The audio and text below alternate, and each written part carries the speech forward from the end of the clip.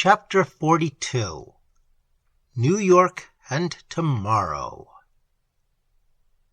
The biography of New York City is a history of constant change. Occupations, dwelling places, manners and customs, and even races have had their brief moment only to disappear from the city's life or be made over into new forms. Fur gathering gave way to the bolting and exporting of flour, and that, in turn, was forgotten in the lure of privateering, in the building of the clipper ships and the steamboats, and in the development of great national enterprises. The pointed gables of the Dutch houses fell before the square, white-columned porticos of the English merchants. Coffee houses were torn down to make way for granite bank buildings. 4 stories shot up into 10, then 20, and presently 60 stories, as if, once freed by the elevator, there could be no limit set upon their number. No plot of ground has escaped this constant demand of New York that its geographical features, as well as its people, be adaptable. Science has taught the world that the organisms that adapt themselves most readily to new conditions and demands are the ones that best survive. In the intense, vivid life of New York, adaptability has become almost the keynote of success. The very rapidity with which shafts go down and towers rise suggests a tremendous force that is meant to glory in the doing of things, as well as in the result. No more striking example of this can be found than in what has taken place on the historic site of the Manna-Hatin Company building at 40 Wall Street, once the property of the old Dutch governor, Peter Stuyvesant himself.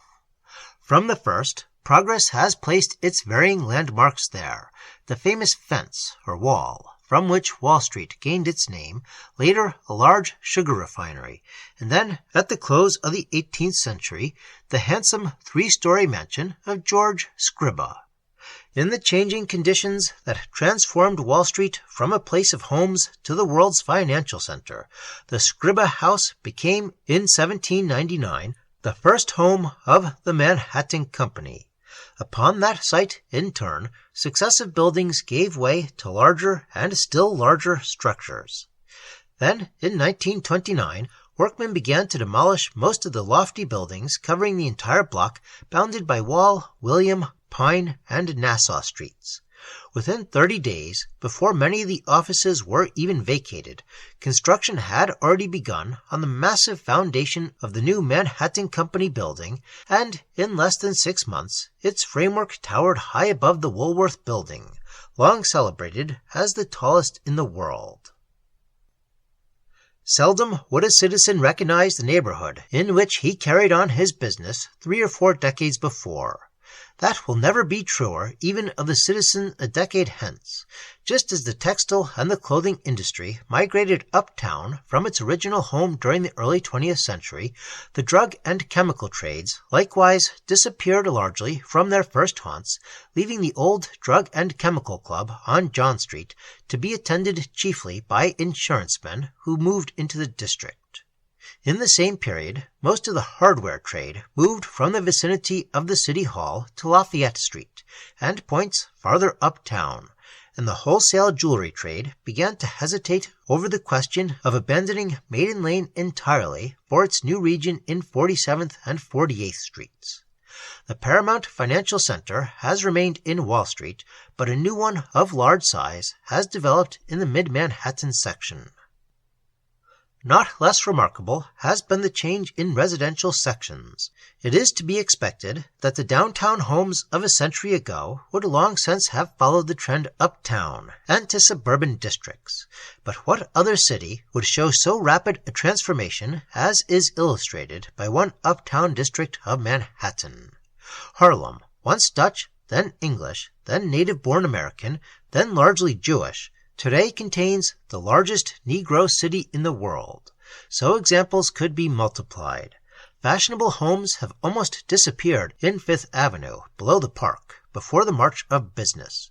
But now Park Avenue is taking its place as the haunt of the wealthy, while newly fashionable districts are being established in regions once poor along the East River. As more and more firms and organizations come to establish national headquarters in Manhattan, it may be that dwellings will be pushed farther and farther into the roomy spaces of the other boroughs, and the island will emerge as the office of a nation. To make a prediction for a Dutch fur trading post that changed itself in less than 300 years into a metropolis of over 6 million people who use more electricity than all their Dutch relatives in the Netherlands combined use today, who spend over $2 million a day on new buildings, and whose incomes pay 1/4 of the tax collected from the whole United States. To predict the future of such a city is no easy task.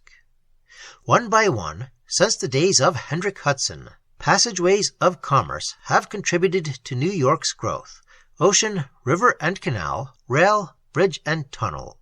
It may be that the air into which the greater New York towers have pierced so far already holds yet another promise for the city of tomorrow. New York gives little time to thinking of its past. Its concern is with the future. There are those who worry about it. Where, with increasing population, will there be room for people to work, and how will they be transported? If a row of skyscrapers were suddenly to eject all their occupants, the street could not hold them.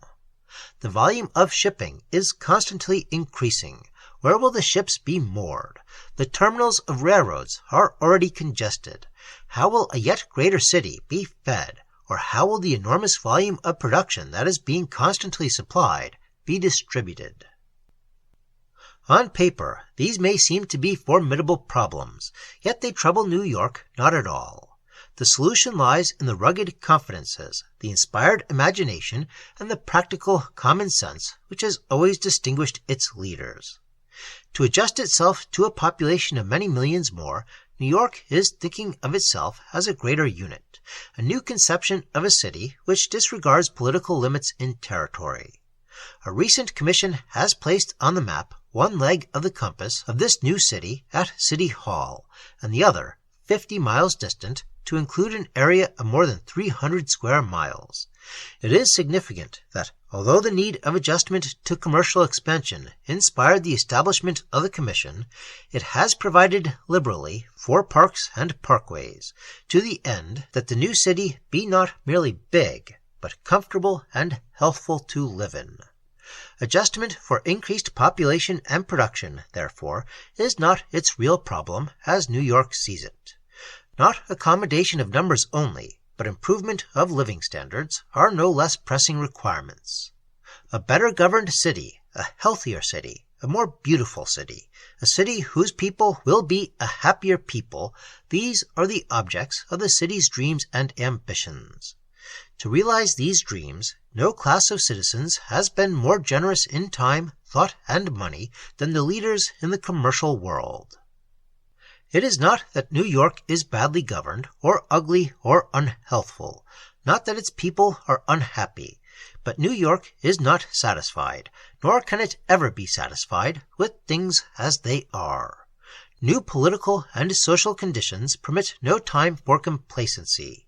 As the city extends its area and modifies its commercial facilities, it is considering these other demands with quite as much care and attention. New York serves the nation as commerce serves production and consumption, not of goods only, but of ideas and ideals. To give this service, it continues to change and improve. The New York that the typical New Yorker visions will never be, for each present day is but a preparation for the morrow.